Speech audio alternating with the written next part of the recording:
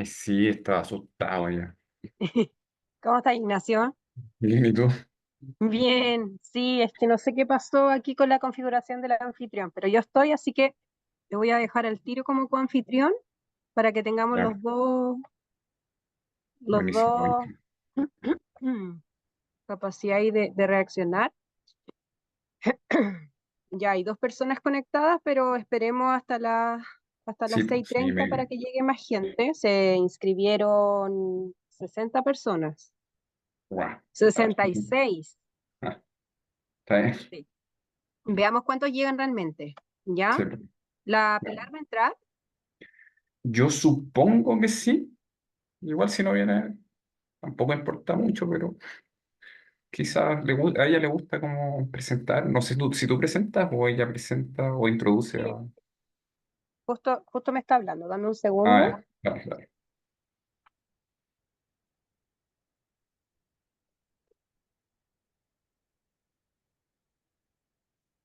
Ya. ¿Y a dónde está?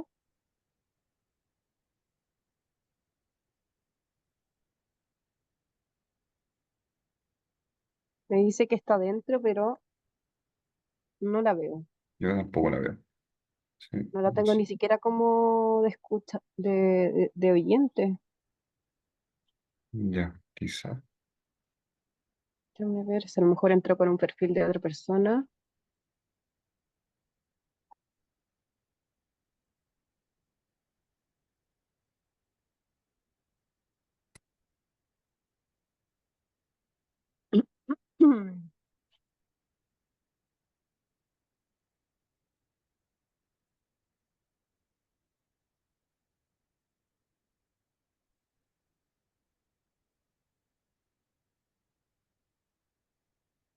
Ya, vamos a ver.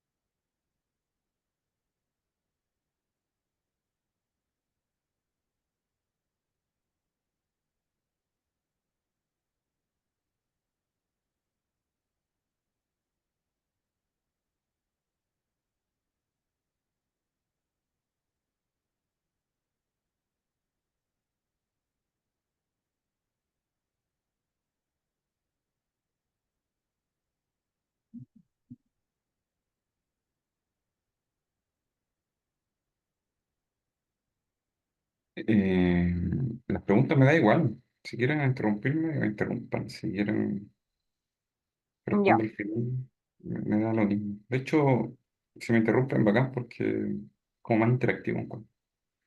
súper. Yo voy a estar atenta con Pilar de eso. Ya acá Ya, abajo van a ir quedando las preguntas y las preguntas y yo puedo ir respondiendo. Bueno, ahí yo te voy dando el pase. ya. ¿Ya? A Pilar, no sé qué le pasa con la conexión. Estoy esperándola. Ese link me tira como espectador. Sí, a mí me pasaba lo mismo, pero tú la puedes aceptar, la puedes cambiar, ¿o no? Como Sí, hiciste po, conmigo. eso le Sí, estoy diciendo que haga. sí.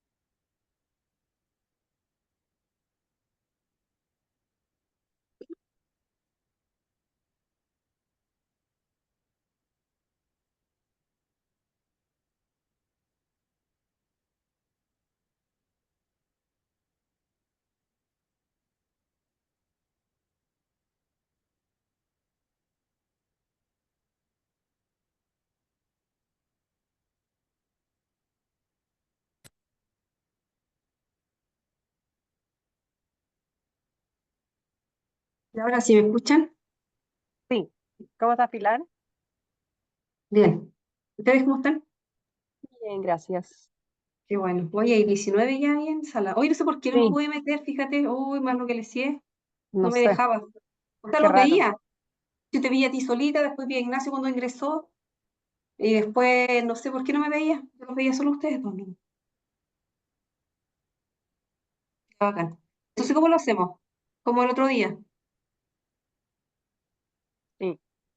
Vale, tú das el inicio y, y decís que la charla no se puede marcar el diplomado de riesgo y fertilización. Y yo Sí. presento a Ignacio. No sé. Ya, Sí, ya partamos porque son Ya. 18:31, no nos da el tiempo de todos. Bienvenidos, buenas tardes a todos. Mi nombre es Valentina Uribarri, yo soy la coordinadora académica de la Facultad de Veterinaria y Agronomía. En particular veo el diplomado de riego y fertilización y bueno, hoy día tenemos invitado a Ignacio Fuentes, uno de los docentes del diplomado, a la directora de escuela, Pilar Ulloa, y bueno, la charla va a tratar de la demanda hídrica y cambio climático. Ya, Pilar, adelante. Gracias, Vale. Bueno, buenas tardes a todos y me sumo al saludo, ¿verdad?, de esta tarde, de esta charla que va a dictar Ignacio Fuentes. Y bueno, está, como decía Valentina, enmarcada en el Diplomado de Sistema de Riego y Fertilización de la Escuela de Agronomía en UTLA, que se impartirá nuevamente por ya su quinta vez el próximo año 2025-10. La charla lleva por título Demanda hídrica y cambio climático, los desafíos del riego en un escenario de mayor incertidumbre. ¿Ya? Y esta charla abordará las potenciales consecuencias del cambio climático y su influencia sobre la demanda hídrica de la vegetación, dando cuenta de las necesidades y el potencial de un correcto diseño de sistema de riego para hacer frente a estas consecuencias en un contexto de mayor incertidumbre climática. Ya expone Ignacio Fuentes. Ignacio es ingeniero agrónomo, magíster en manejo de suelo y agua, y tiene también su doctorado en la Universidad de Sydney. Así es que sin más, presentamos a Ignacio para que nos dé la charla. Recuerden Sí, que las preguntas van en eso, el chat. eso mismo. Las preguntas van en el chat y ahí, Ignacio, te vamos a ir avisando con Pilar para que puedas ir respondiendo a los estudiantes. vale, perfecto. Ya, hola a todos, ¿cómo están? Voy a partir presentando, o sea, compartiendo la pantalla.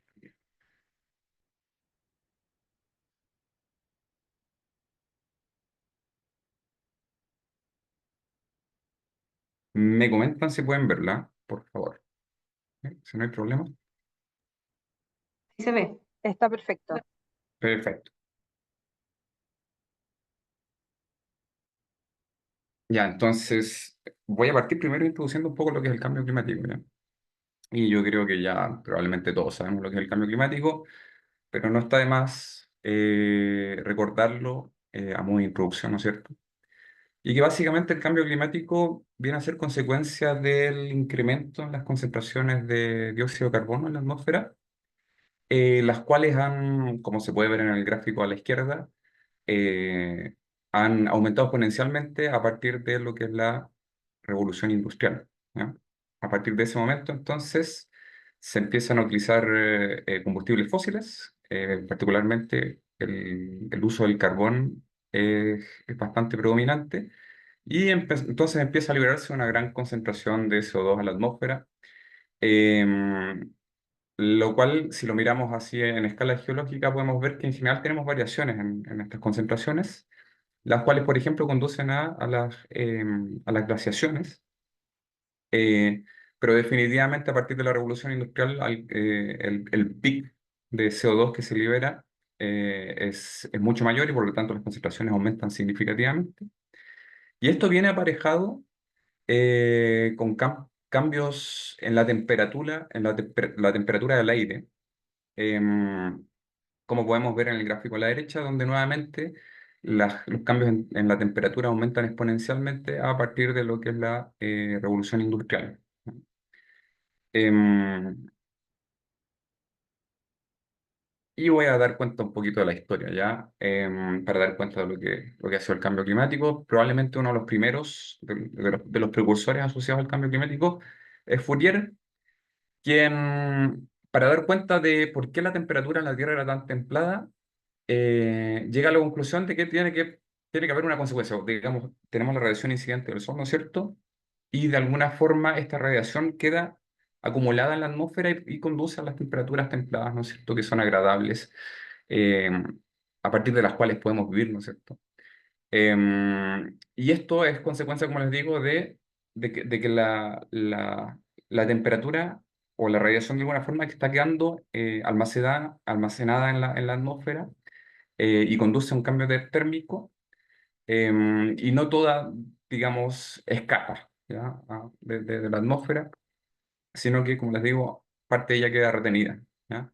Y creo que es importante señalar, resaltar a todas las científicas, porque en general hablamos mucho, los científicos, de todos los científicos que han hecho grandes aportes a la humanidad. Bueno, también hay científicas, importante resaltar el rol de la mujer, y en este caso Eunice Newton Foote es otra de las precursoras de lo que viene a ser el concepto de cambio climático, donde ella demuestra de que la radiación solar produce un calentamiento y que este calentamiento viene a ser mayor en la medida en que aumenta la concentración de CO2 y moléculas de agua, ¿no?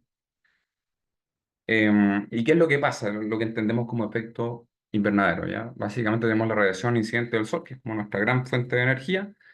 La radiación llega a la superficie terrestre, atraviesa la atmósfera y parte de ella queda retenida, ¿ya?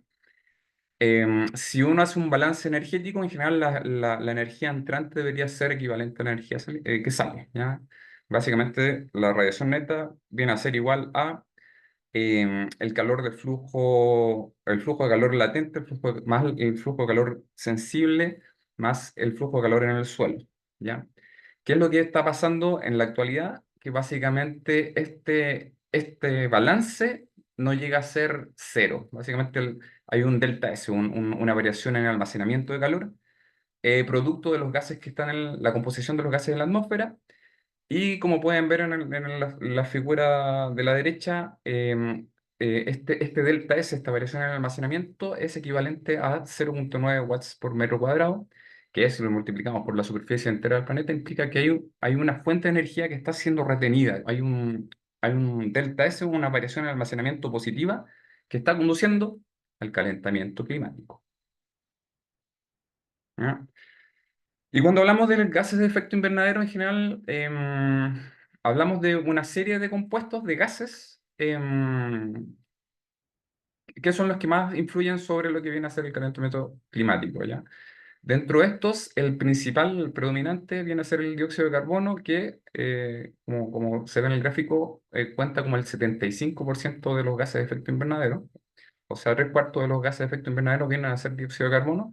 Después está seguido por el metano, el óxido nitroso y los gases fluorados, ¿ya? Y como podemos ver, obviamente, desde la revolución industrial en que empezamos a quemar mucho combustible para producir energía y producir trabajo, insumos, etcétera, etcétera. Entonces, desde la revolución industrial estamos emanando grandes cantidades de CO2 a la atmósfera que han favorecido el cambio climático, y en la actualidad, como podemos ver, eh, todo el sistema automotriz, la mayoría de los autos, vehículos motorizados utilizan diésel, petróleo, que nuevamente tienden a liberar CO2 a la atmósfera y conducen al calentamiento climático, ¿no?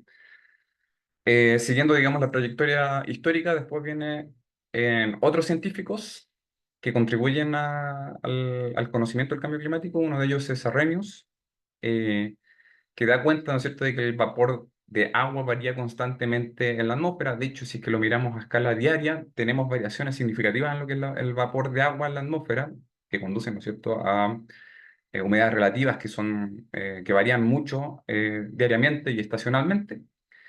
Pero el CO2, que también es uno de los gases de efecto invernadero, responde más bien a procesos geológicos a largo plazo. Ya básicamente, si tenemos erupciones volcánicas u otros procesos geológicos de gran magnitud, entonces se emite más CO2 a la atmósfera, ¿ya?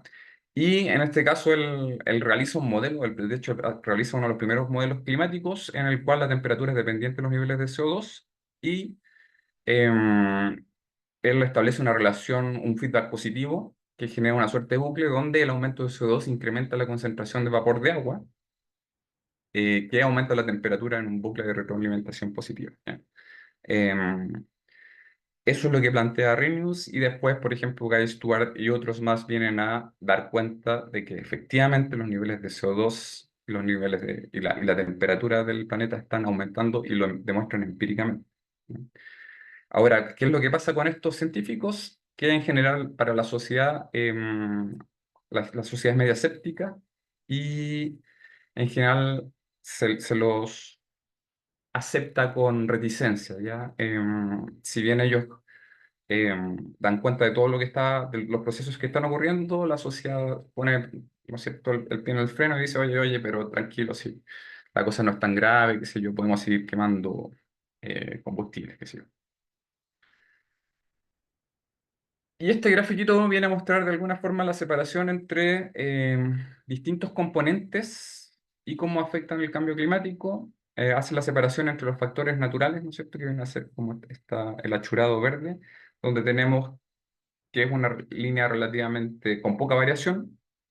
Tenemos algunas caídas que están dadas por eventos geológicos significativos, grandes erupciones que emiten eh, más, eh, más o menos CO2 a la atmósfera, mientras que cuando observamos el comportamiento de la temperatura en general, como viene a ser la línea continua negra, vemos que se alinea bastante bien a la sumatoria de los factores naturales y antrópicos, o sea, el componente antrópico es fundamental para explicar por qué las temperaturas han aumentado significativamente como lo han hecho, ¿no? Ahora, ¿cuáles son las consecuencias del cambio climático?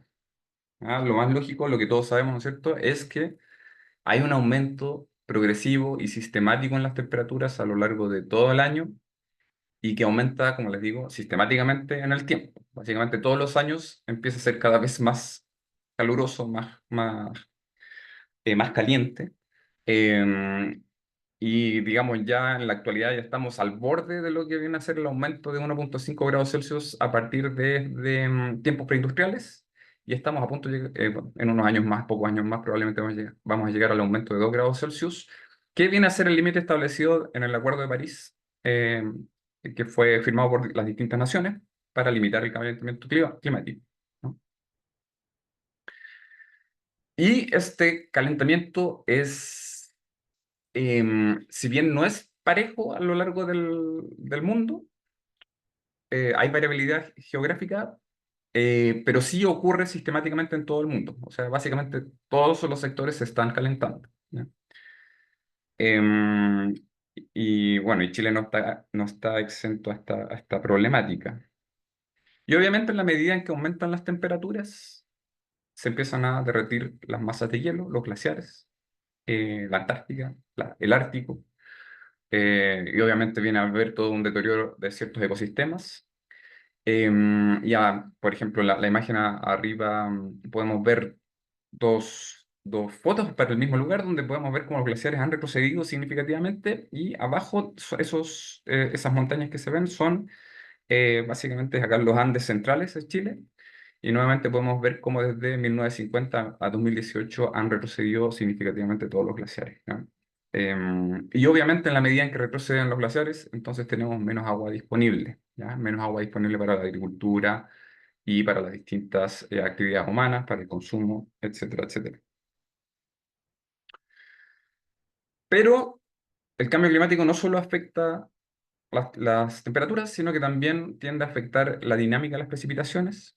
¿Ya? Esto no implica que en todos los lugares va a haber menos o más precipitaciones, sino que la distribución de estas va a ser variable en el espacio.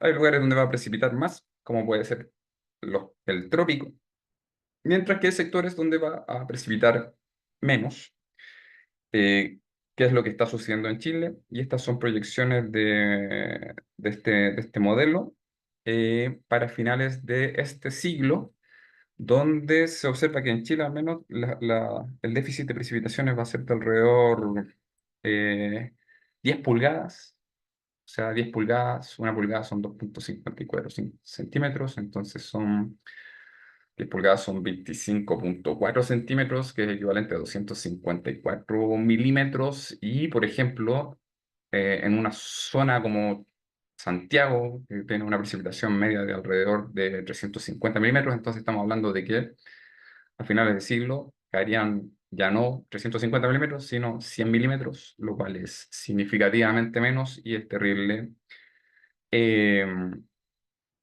para la agricultura, para la vida en general, ¿no? Esas son las proyecciones. Em, pero el cambio climático no solo afecta, no solo incrementa tendencialmente las temperaturas, sino que también conduce a mayor variabilidad climática. Ya cuando hablo de variabilidad climática me refiero a estos ciclos, ¿no es cierto?, de variabilidad, ciclos interanuales de mayores o menores precipitaciones, ¿no es cierto?, que conducen a ciclos de sequías o eventos de inundación. Y lo que plantea el panel intergubernamental del cambio climático es que la variabilidad climática aumentaría con el cambio climático. Básicamente habrían cambios en la frecuencia y severidad de los climas extremos y en los patrones meteorológicos, los cuales obviamente tienen consecuencias desastrosas para los sistemas humanos y naturales. Se proyectan incrementos de frecuencia de estrés a las temperaturas elevadas. Vamos a tener más olas de calor, que ya lo estamos experimentando, ya lo estamos evidenciando. Vamos a tener sequías, la mega sequía, ¿no es cierto?, que ya probablemente todos conocemos y que ha estado presente desde el 2010 y ya el 2023, debido al Niño, tuvimos un evento de mayores precipitaciones que paró un poco el déficit hídrico, ¿ya? Em, Ignacio, ¿Sí? te puedo interrumpir. Acá hay una consulta, una acotación de Jorge Jofré, que ¿Ya? dice que la disminución del efecto invernadero es disminuyendo el CO2, óxido nitroso, 300 veces mayor efecto que el CO2, o metano, 80 veces mayor efecto que el CO2. La ganadería y los arrozales aportan mucho de los gases y con mayor efecto. Le faltó una R. Sí, sí, efectivamente. Los distintos gases tienen dis- distintas intensidades para producir el efecto, claro, el efecto invernadero. En este caso, claro, el óxido nitroso es mucho más potente que el CO2 y el metano también es mucho más potente que el CO2, ¿ya? Y efectivamente la agricultura produce mucho más que óxido nitroso, yo diría que metano, ¿ya?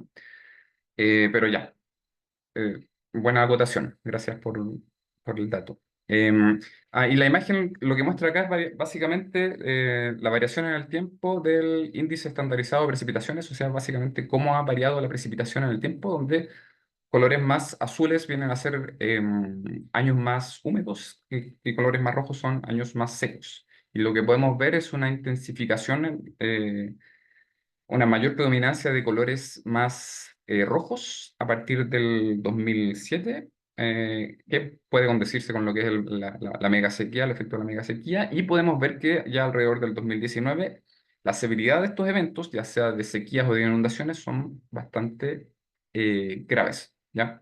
Que está dando cuenta de la mayor variabilidad climática.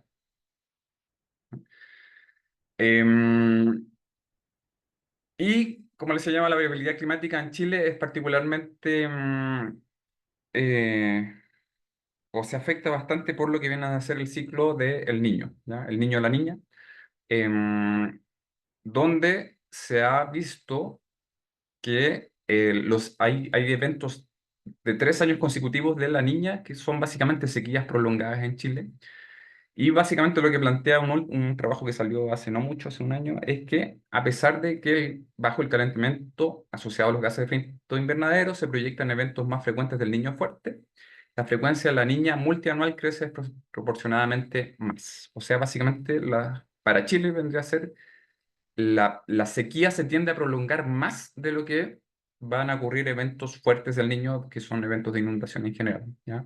Y eso es lo que de alguna forma podría explicar lo que hemos visto en los últimos años, que es una prolongación de las condiciones de sequía, ¿no? ¿Qué es lo que pasa respecto al ciclo del agua?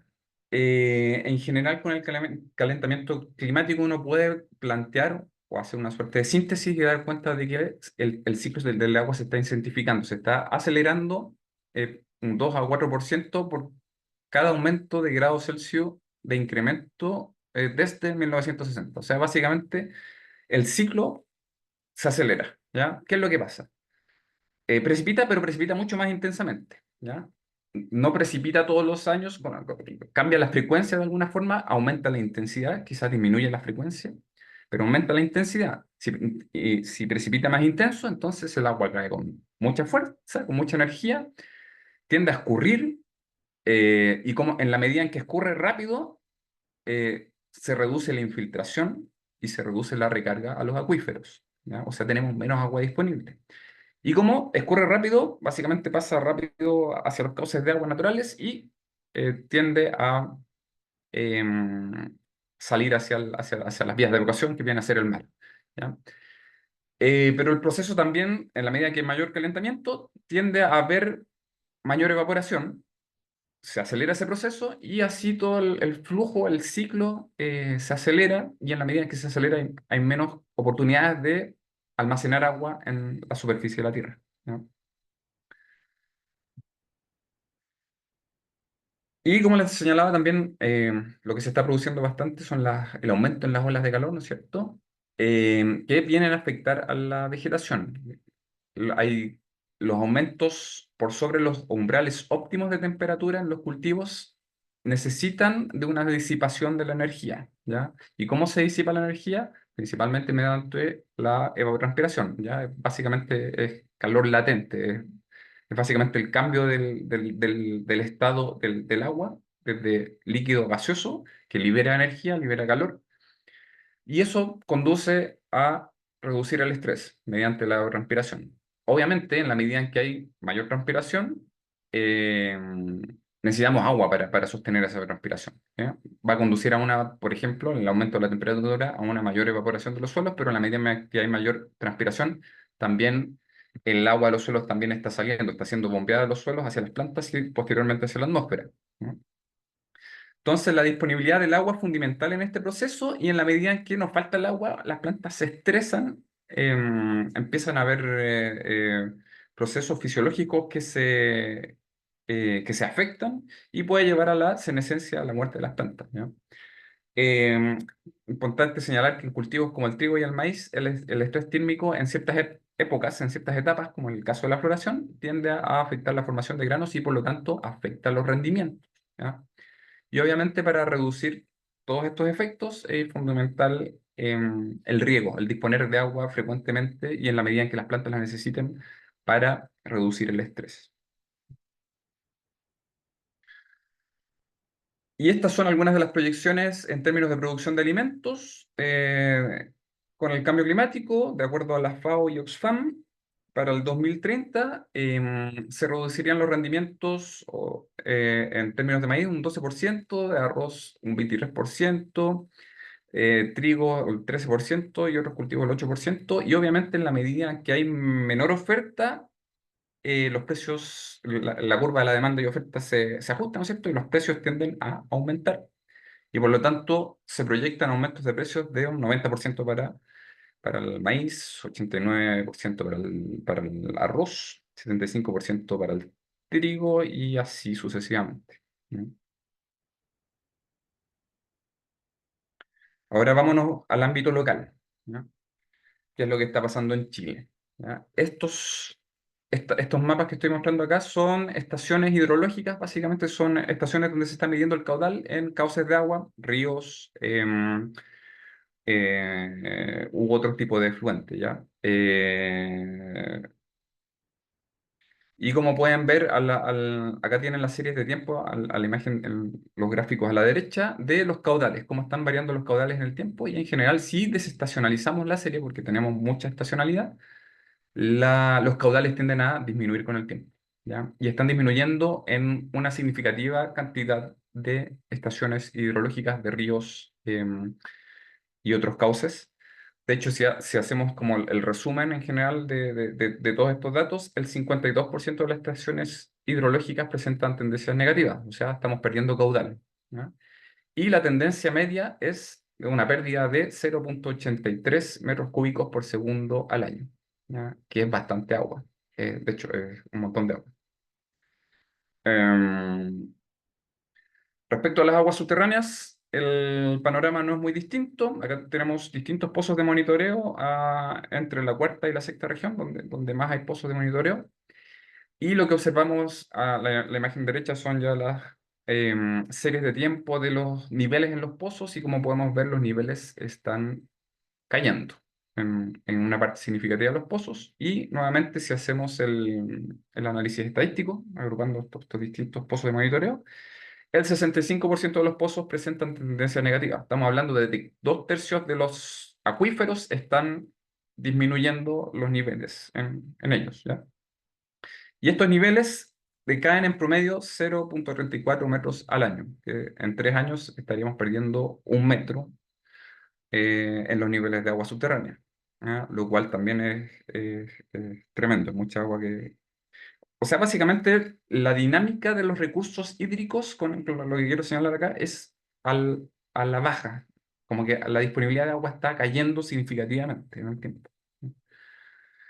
Y por otro lado tenemos los derechos de aprovechamiento, que acá, bien, esta es un gráfico de la constitución de derechos de aprovechamiento, tanto permanentes como eventuales a lo largo del tiempo, y podemos ver que la constitución de derechos ha ido aumentando en el tiempo, probablemente se está estabilizando en los últimos años, pero se siguen constituyendo en muchos sectores, e incluso en sectores donde hay restricciones a la constitución de nuevos derechos de aprovechamiento, se siguen constituyendo debido a que hay regularizaciones que están en los juzgados y que son las que constituyen los nuevos derechos de aprovechamiento, porque básicamente la DGA, la Dirección General de Aguas, ya ha definido que hay distintas zonas, distintos acuíferos, distintos cuencas en las cuales hay restricciones a la constitución de derechos de aprovechamiento, básicamente porque no hay más agua disponible.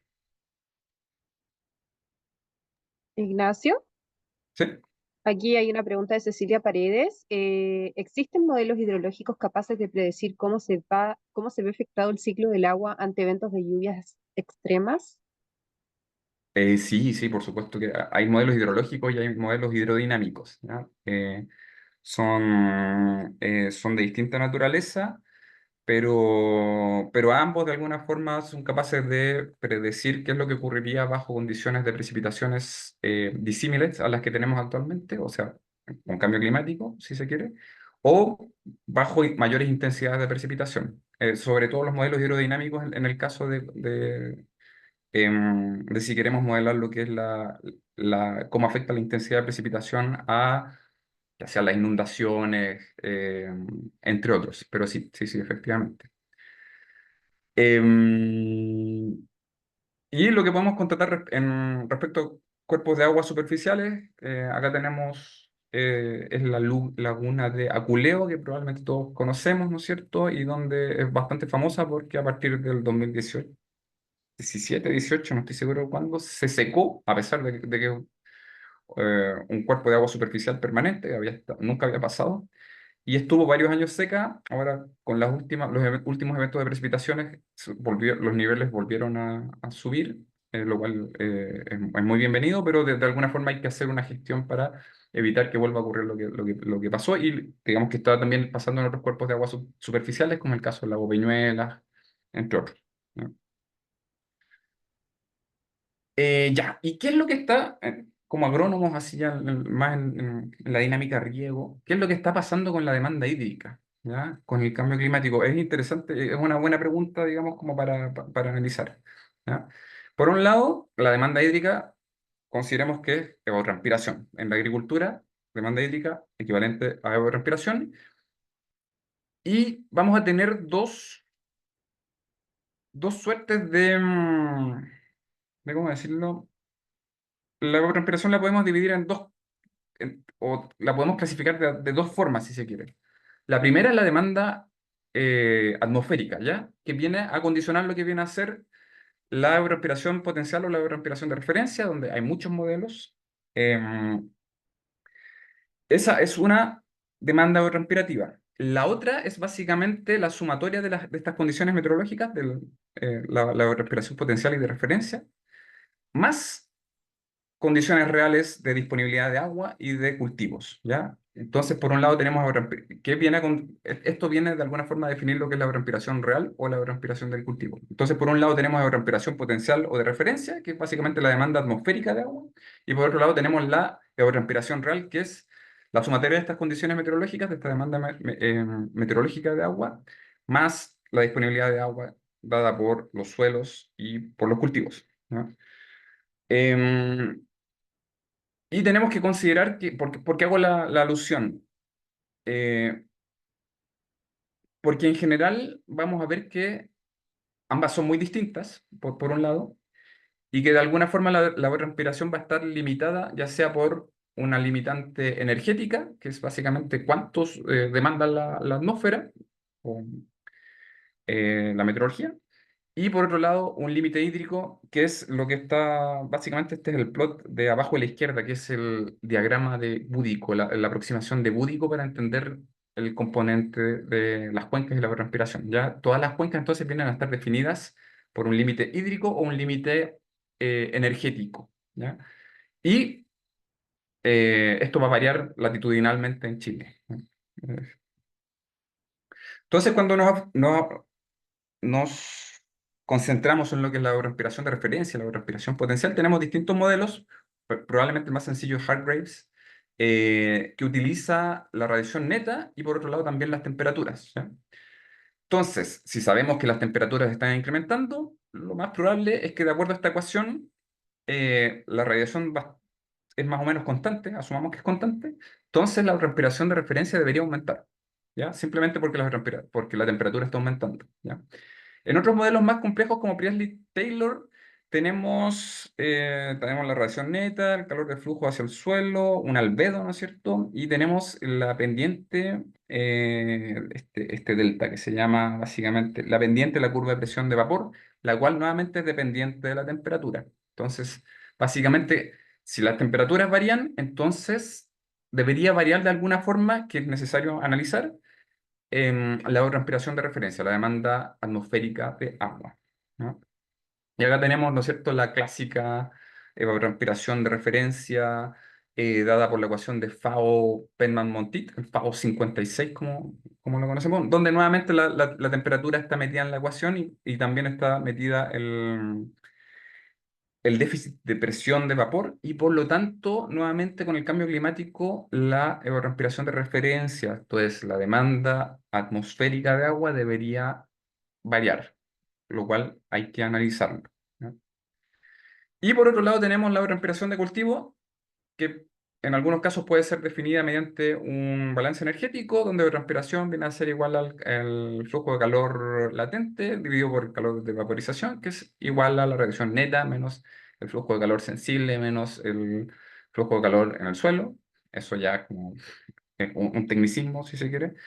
Y la respiración del cultivo, que viene a ser el otro concepto que uno tiende a manejar en agronomía para riego, donde definimos la respiración de cultivo como el equivalente a la respiración de referencia multiplicado por un coeficiente de cultivo, ¿ya? Eso es cuando utilizamos un coeficiente simple y el coeficiente de cultivo viene a englobar en este caso tanto el componente de evaporación como de transpiración, ¿ya?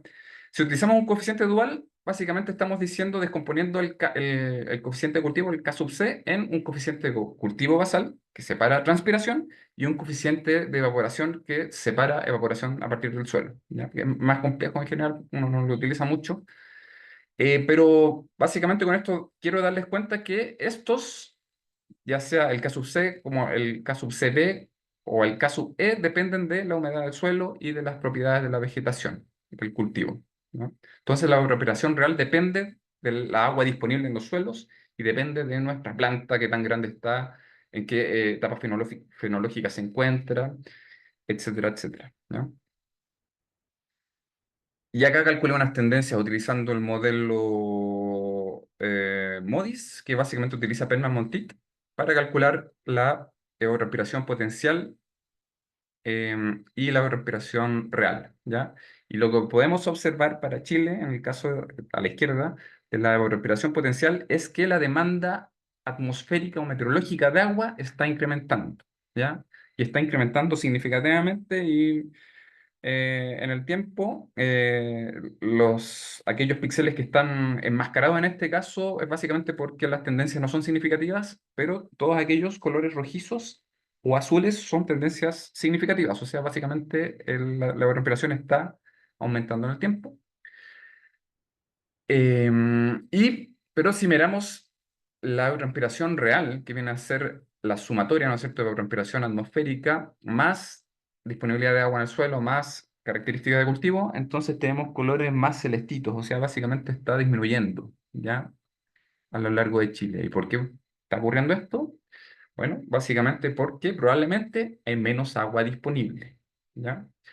Y acá tengo a la derecha tenemos imágenes donde hice un zoom in a distintos sectores en Chile y en general podemos ver que tenemos colores predominantemente azules, donde efectivamente la vegetación natural está evapotranspirando menos porque tiene menos agua, pero hay sectores donde uno observa como eh, pequeños píxeles más rojitos, donde está aumentando la tendencia, ¿ya? Y acá tenemos un claro ejemplo donde probablemente talaron el cerro, abajo, a la derecha, talaron el cerro y pusieron paltos, por ejemplo, ¿ya? ¿Y qué es lo que pasa? Entonces tenemos tendencias positivas de evapotranspiración. ¿Por qué? Porque el cultivo, o sea, los paltos han ido creciendo y han ido evapotranspirando mucho más de lo que evapotranspira la vegetación esclerófila natural de esos cerros.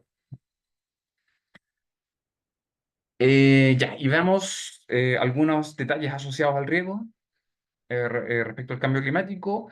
En la medida en que tenemos mayor incertidumbre en la oferta, porque les dije, aumenta la variabilidad climática, lo que condiciona, digamos, una disminución, ¿no es cierto? Ya sabemos que hay menos precipitaciones, pero también la frecuencia de estos eventos y la intensidad de estos eventos viene a variar con el tiempo. Entonces, para afrontar esta incertidumbre, en general, lo que uno recomendaría o lo que la solución técnica haría es básicamente tratar de almacenar agua para tener agua y disponer de ella en el tiempo, ¿ya? Y eso implica, por ejemplo, la construcción de embalses intraprediales de distintas magnitudes, de distintos tamaños, para poder hacer acopio del agua y disponer de ella de manera, digamos, en la manera en que uno guste.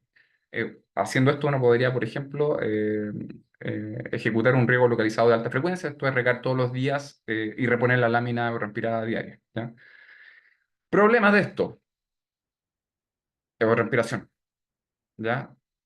En una superficie de agua la evaporación es muy alta, ¿ya? Y los embalses tienden a evaporar mucha agua. Entonces, si bien, claro, uno puede hacerlo como una medida individual para paliar, para afrontar el problema de la disponibilidad de agua, tiene ciertos, ¿cómo decirlo?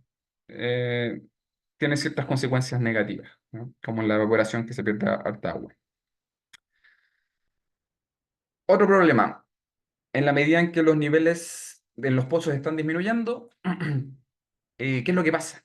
Si tenemos que bombear el agua de un punto determinado hacia un punto determinado más aguas arriba, digamos, la potencia necesaria para impulsar esa agua va a ser función del caudal y de la altura o de la carga dinámica total, que es la altura de impulsión, ¿ya?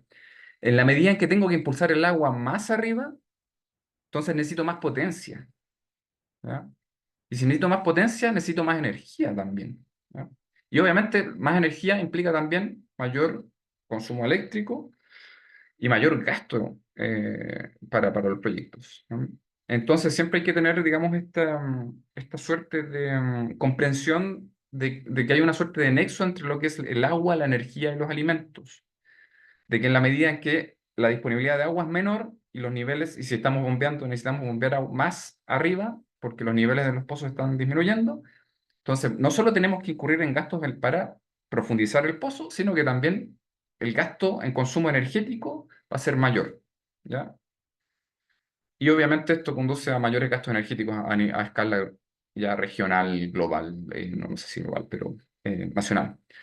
Em, Esto viene a favorecer o a conducir, por ejemplo, a que se generen proyectos como los de la CNR, donde se favorece la ley de generación distribuida para el autoconsumo, de modo de que este delta de energía que necesitamos meterle al sistema, lo podemos suplir mediante, por ejemplo, la instalación de paneles fotovoltaicos que vienen a ser una medida complementaria a la demanda energética de agua que nos suministra la red, ¿ya? Y no solo eso, sino que en la medida en que em, tenemos mayor almacenamiento en determinados momentos de lo que consumimos, entonces podemos inyectarle a la misma red y esto nos viene a abaratar costos en términos energéticos, lo cual es bastante interesante, ¿no? Y en términos de riego, es muy distinto el hecho de contar con riego tipo tendido, ¿no es cierto? Por tendido, por bordes u otros, donde la eficiencia de aplicación y la eficiencia en el uso del agua es súper baja. Ya tenemos muchas pérdidas cuando hacemos riego por tendido por escorrentía, por percolación profunda, evaporación, ¿no es cierto? Y obviamente en la medida que instalamos riegos tecnificados, tipo goteo o goteo enterrado, todas las pérdidas se reducen significativamente y nuestro riego tiende a ser mucho más eficiente tanto en la aplicación como en el uso del agua, ¿ya? O sea, em, claro, básicamente los rendimientos por consumo de agua son mayores, ¿ya? Eso es importante tenerlo en consideración. De hecho, por eso es que uno tiende a tecnificar el riego. Y nos permite mucho mayor margen de maniobra. La medida en que tenemos un sistema de riego tecnificado como el que se observa acá, podemos ver que cada emisor da hacia la plantilla determinada y de que en la medida de lo posible y que nos lo manejemos bien, entonces no deberían sufrir estreses hídricos y cada plantita debería satisfacer sus necesidades, su demanda hídrica de manera óptima. Y obviamente tenemos mucho mayor margen de maniobra que si es que hacemos un riego por tendido, donde lo único que podemos hacer es tratar de nivelar un poco el terreno para ver dónde se mueve el agua y que sea relativamente homogéneo. En cambio acá, mediante el diseño, un diseño eficiente, un diseño que considere factores de uniformidad, podemos optimizar el riego. Y nos permite de alguna forma otras herramientas como el monitoreo satelital u otras, nos permiten ver qué sectores están como siendo más afectados por condiciones de sequía u otros estreses, y por lo tanto podemos ponerle mayor atención a esos goteros o a esos aspersores. Em, para ir ya concluyendo, dar cuenta de uno de los desafíos de que efectivamente nosotros como individuos o los agricultores en general pueden optimizar el riego a escala local, pero sin embargo cuando observamos todo el sistema es un sistema abierto, ya donde todos los distintos agricultores en una cuenca conducen a la eh, disponibilidad de agua de esa cuenca, ¿ya? Y la idea es satisfacer las demandas respecto a la disponibilidad, y por lo tanto debería haber una suerte de consenso entre los agricultores para optimizar el uso del agua, ¿ya? La idea, obviamente, es que la demanda de agua sea el equivalente a la demanda atmosférica de agua, o lo que necesitan las plantas para crecer, y eso debiese ser decidido entre todos, porque en la medida en que uno chupa todo, y, y, digamos, hay menos agua disponible para el resto, entonces tenemos una comunidad menos feliz, una comunidad menos equilibrada, y por lo tanto es importante tratar de que se establezca un balance comunitario, un manejo integrado de las cuencas, que en Chile no ocurre y que es necesario abordar, ¿ya? Para ir concluyendo, entonces, el cambio climático no solo afecta las temperaturas, vimos que afecta también la precipitación, la disponibilidad hídrica, conduce a un mayor aumento en la demanda atmosférica de agua y también conduce a una mayor incertidumbre, olas de calor, entre otros, que van a afectar o que pueden afectar a los cultivos. La demanda atmosférica no necesariamente va a conducir a una mayor demanda real. Esto va a depender de la disponibilidad de agua en los suelos y de la vegetación, de las características de esta. Y obviamente las tecnologías del riego juegan un rol fundamental en escenarios de mayor incertidumbre y menor disponibilidad del agua, en la medida en que se aumentan las eficiencias de aplicación en el uso del agua Pero esto también viene a depender un poco de la escala de análisis. Ya les dije que la escala puntual, perfecto, pero a escala de mayor, entonces tenemos que también ponernos de acuerdo con nuestros vecinos. Em, Creo que eso es todo. Ahí están las referencias, cualquier consulta, ahí están las referencias. Y acá está mi mail, mi contacto, en caso de que tengan cualquier pregunta, me escriben un mail. No tengo problemas en resolver ninguna duda. Gracias, Ignacio. No sé si algún asistente tiene alguna duda, alguna acotación.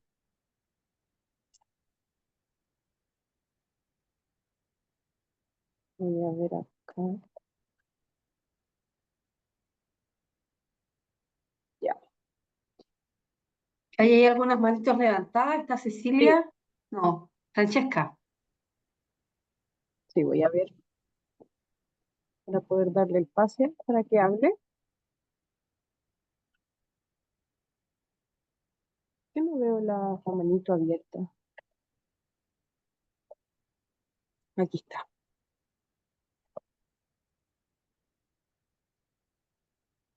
Ya. Ahí ascendí a Francesca para que pueda hacer su consulta.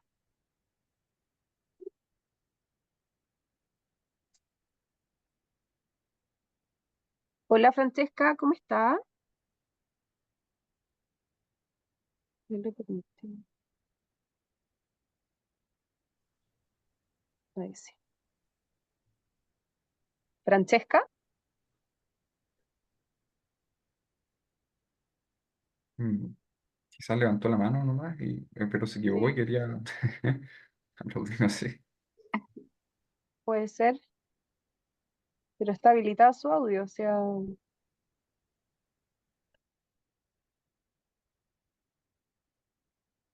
me ha escrito.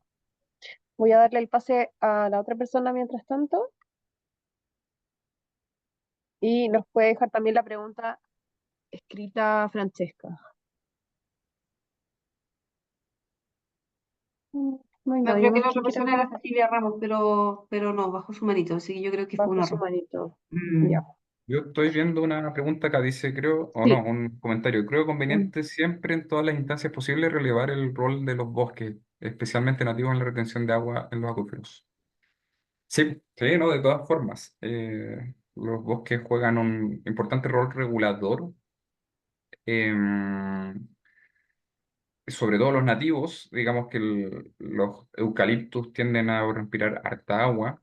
eh, pero claro, igual de todas formas, lo que se está viendo en la actualidad, yo no sé si es que lo vieron en la sequía que ocurrió entre el 2019 y el 2020, que hubo un proceso de pardeamiento de la vegetación de los bosques nativos en las distintas laderas de la zona central, que creo que fue bastante evidente. Y que da cuenta de que la vegetación también se ve afectada, la vegetación natural, digamos, el bosque esclerófilo, el matorral esclerófilo, igual se ve afectado eh, por las sequías cuando son muy severas. Y es algo a considerar porque de alguna forma puede conducir a derivas o transiciones y cambios en la vegetación que compone los distintos paisajes. Espero que no sea el caso. Sin embargo, el proceso de certificación en Chile ya creo que está bastante constatado, y la cuarta región ya creo que también es súper evidente que la disponibilidad de agua y digamos los cambios en términos climáticos están haciendo una transición que conduce a cambios incluso en el uso de suelo. O sea, la agricultura se está desplazando hacia las regiones de más al sur producto de esto. Así que es importante analizar todos estos Mm. procesos. Aquí hay una pregunta o votación de Sebastián Suazo. Dice, ¿qué opina de la carretera hídrica que se habló para trasladar agua a zonas críticas de sequía? A mí no me gusta el proyecto, honestamente. Si yo eh, creo que, primero que todo, discrepo de aquellas personas que creen que el agua se pierde en el mar. Creo que el agua en general, cuando escurre, cumple funciones ambientales y ecosistémicas que son importantes. Básicamente toda la vegetación ripariana, la infiltración, eh, el movimiento de agua desde los cuerpos de agua superficial, básicamente desde los ríos hacia los acuíferos, también ocurre. Entonces, en la medida en que tú le sacas agua de un lugar, de una cuenca determinada y la llevas hacia otra, afectas a toda esa región, eh, también a los usuarios del agua. Y por otro lado, honestamente creo que Chile tiene que adaptarse un poco a las condiciones que están ocurriendo, ¿ya? Y esto implica de repente hacer simplemente una transición en términos de los sistemas productivos que se están dando. No sé si tiene, por ejemplo, yo sé que el proyecto fue establecido y financiado por Juan Sutil, de alguna forma vendría a satisfacer de agua a aquellos agricultores que tienen, no a pequeños agricultores en general, sino a grandes agricultores. em, y no les veo mucho el componente social, el componente comunitario de equidad, sino más bien creo que ese proyecto en particular está mal planteado. Hay un artículo del CR2, que, eh, que es un centro del clima y la resiliencia, de gente de distintas universidades que también criticó, digamos, el proyecto. Así que en realidad, no sé, eso puedo decir por mi parte. A mí no es un proyecto que me atraiga, no tengo buena opinión de él. Ahí, aquí también, Patricio Leighton dice, las plantas son color infrarrojo y por lo tanto los bosques son zonas frías que condensan la humedad durante el ascenso de las masas de aire húmedo. En este sentido, la deforestación es una causa importante de los fenómenos de aluviones y precipitaciones extremas. Sí, sí, y de hecho, claro, el mero hecho de que haya vegetación en un lugar determinado conduce a que haya agregación de los suelos, y si hay agregación, entonces los procesos de erosión no son tan severos como si lo son cuando no hay vegetación. Así que sí, de alguna forma los bosques cumplen un rol fundamental para evitar erosión, aluviones, etcétera, etcétera. Sí. No tenemos más preguntas. Podemos ir ya cerrando, Pilar, Ignacio. ¿Algo que quieran agregar? Y bueno, yo solamente agradecer a cada uno de los asistentes, agradecer a Ignacio también por la buena voluntad de poder dictarnos esta charla, ¿verdad? Que es en el marco del diplomado. Y dejar también a todos los asistentes invitados a que puedan revisar la folletería del diplomado para ver si también está dentro de sus intereses, ¿verdad? Para que se puedan matricular al 2025-10. Recuerden que el diplomado tiene 5 módulos. El primer módulo, relación solo agua-planta, ¿verdad? Que es todo lo que tiene que ver con el monitoreo y control de la humedad de los suelos, características hidráulicas de los suelos, las demandas, las necesidades hídricas, un poco lo que habló Ignacio ahora. Luego el segundo módulo es diseño de sistema riego presurizado, y ahí está todo lo relacionado con los riegos por goteo, aspersión, pivote, microaspersión, sistema fotovoltaico, ya que también puede ser de su interés. El tercer módulo es manejo y mantención del sistema de riego localizado, donde, bueno, ahí se ve todo lo que son los manejos, los elementos electrónicos y de programación, medición de coeficientes de uniformidad, manejos de control, corrección, etc. Y el cuarto módulo, programación del riego, telemetría y control, ahí está todo lo relacionado con la tecnología, y la programación del tiempo y frecuencia de riego, por ejemplo, el monitoreo del riego con el uso de telemetría y los sensores, de humedad de suelo, de endometría. ¿Ya? Y el último módulo, que sería el módulo 5, es nutrición y fertirrigación de cultivos y frutales. Y ahí viene todo lo que es la nutrición vegetal, la fertilización de los cultivos y los frutales, y las tecnologías utilizadas para el fertirriego, ya la calidad del agua y la preparación de las soluciones.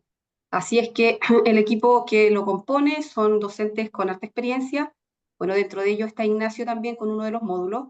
Así es que los invito a ver la folletería, revisar este diplomado, y si les interesa, son muy bienvenidos también a este diplomado, que les sirve obviamente a los agrónomos, ¿verdad? En la formación continua que cada uno tiene que seguir. Así que eso, muy agradecida de todo y Oye, gracias Valentina también por tu tiempo.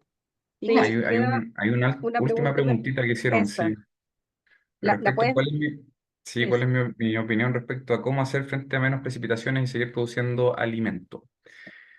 Es una pregunta compleja, ¿ya? Creo que no hay una solución simple al problema. Creo que la solución tiene que abordarse eh, desde distintas aristas.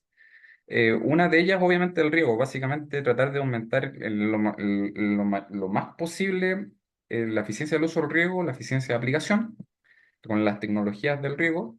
Em, pero hay otras prácticas de manejo, por ejemplo, el uso de mulch, riego deficitario también, tratar de aumentar la capacidad de retención de los suelos en términos de agua, creo que también es un factor fundamental, sobre todo para tratar de resistir los estreses hídricos en la medida en que se tiene agua con poca frecuencia. Otras alternativas, tipo la desalación, yo encuentro que me gusta la idea. Creo que enfrenta dos desafíos. El primero es qué hacer con la salmuera, que es producto de ese proceso, porque claramente si la tiramos al mar, entonces estamos produciendo un problema.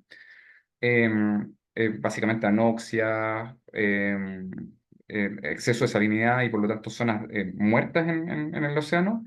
Y por otro lado está el tema de la factibilidad técnica. Básicamente es súper caro desalar el agua y entonces tienen que haber como una suerte de promoción gubernamental para poder favorecer este tipo de proyectos de tal forma de que sea rentable para un agricultor acceder a agua de esta forma. Respecto a la construcción de embalses la encuentro compleja porque ya tenemos muchos embalses que están en lugares determinados y como hemos visto, por ejemplo, en la cuarta región, eh, si bien pueden hacer o tienen alta capacidad de almacenamiento, como hay poca precipitación en general, ahora están secos, ¿ya? Entonces, seguir construyendo más embalses, no sé si es lo ideal.